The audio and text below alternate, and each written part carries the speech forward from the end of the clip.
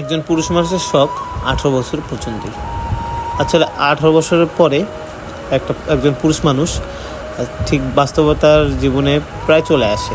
তখন 18 বছর পরে আর সেই ছোটোবেলার মতো কোনো কিছু জেদ করে কেনা যায় না, না জেদ করে করা যায়। আমরা ছোটোবেলায় জেদ করে অনেক কিছু করেছি আমাদের বাবা মার কাছ থেকে, যেটা প্রয়োজন হয়েছে বা যেটা মনে করেছে এটাই লাগবে, আমাদের বাবা মারা কিন্তু আমাদেরকে সেটাই দেওয়ার চেষ্টা করেছে।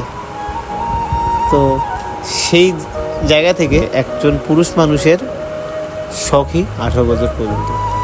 তারপরে মানুষ ধীরে ধীরে যতটা বড় হতে থাকে, বয়স যতটা বাড়তে থাকে, ততটাই বাস্তবতার জীবনে ঢুকে যেতে থাকে।